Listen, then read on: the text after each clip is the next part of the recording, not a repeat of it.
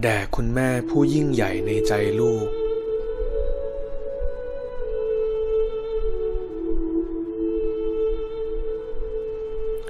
แม่รักลูกลูกก็รู้อยู่ว่ารักแม่ฟูมฟักกล่อมเลี้ยงเคียงถนอมเหลือบยุงริ้นมิยอมให้มาไต่ตอมซักผ้าอ้อมกล่อมเฮผูกเปลไกว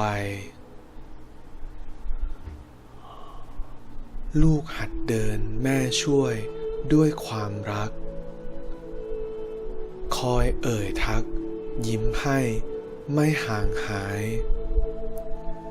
ลูกล้มคว่ำช่วยปกป้องประคองกาย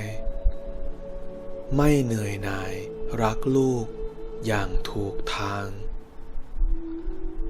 ลูกมีภัยแม่ปกป้องด้วยชีวิตลูกทำผิดแม่ผิดด้วยช่วยสะสางคอยปกป้องประคองลูกไปถูกทางส่งถึงฝั่งแห่งฝันอันอำไพมาบัดนี้แม่จากลูกไปแล้วเหมือนดวงแก้วส่องทางสว่างไสวลอยละล่องส่องฟ้าสู่แดนไกลสุดจะไขว่คว้าถึงดึงกลับคืนชีวิตต่อแต่นี้ไม่มีแม่เหลือเพียงแต่ความเหงาเศร้าสุดฝืนน้ำตาล้นไหลในทุกคืนลืมตาตื่นคราใดหลับไม่ลงจงไปดีมีสุขเถิดคุณแม่จงพบแต่ความสุขดังประสงค์เกิดเป็นเทพบนสวรรค์มั่นยืนยงลูกจะส่งกุศลให้ไปหนุนนำหากชาติหน้าเกิดใหม่ได้อีกหนขอเป็นคนชูชุบอุปถัมภ์เลี้ยงดูแม่ตอบแทนคุณอุดหนุนนำน้อมรับกรรมเก่าใหม่ให้แม่เองด้วยความรักและอาลัยยิ่งจากลูกของแม่ทุกคน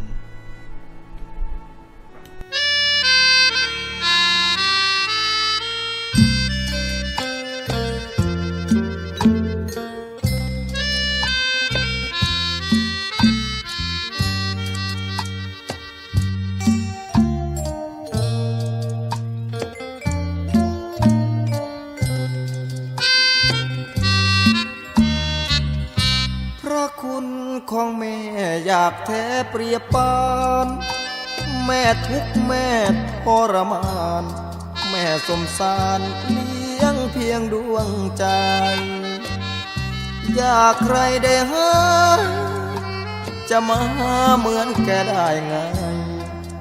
ควรเถิดทูลไว้เนื้อใดๆพระคุณของแม่พักเพียรเลี้ยงลูกผิดถูกแม่สอนแกรักลูกแกแน่นอน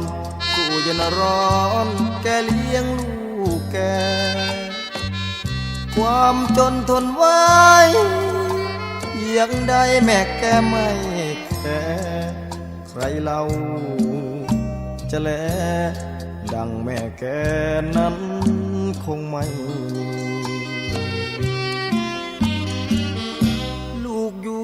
ในคันแม่นั้นลำบากถึงยามตกฝาก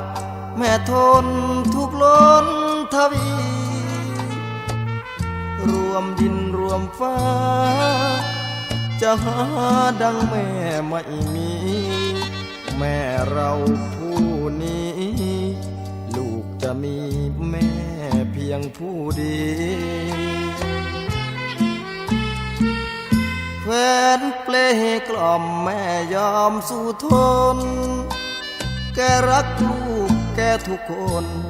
แม่ยอมท คนทุกตัวเป็นเกลียว คนเดียวเท่านี้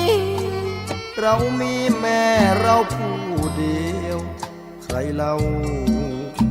จะเลี้ยวแม่ผู้เดียว แม่ของผู้ใด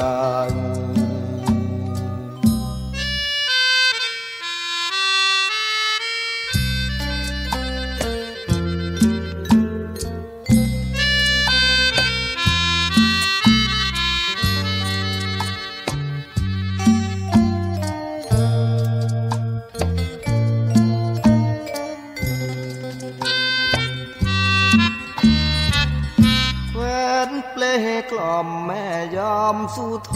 น แกรักลูกแกทุกคนแม่ยอมทน ทุกตัวเป็นเกลียว คนเดียวเท่านี้ เรามีแม่เราผู้เดียว ใครเราจะเลี้ยวแม่ผู้เดียว แม่ของผู้ใด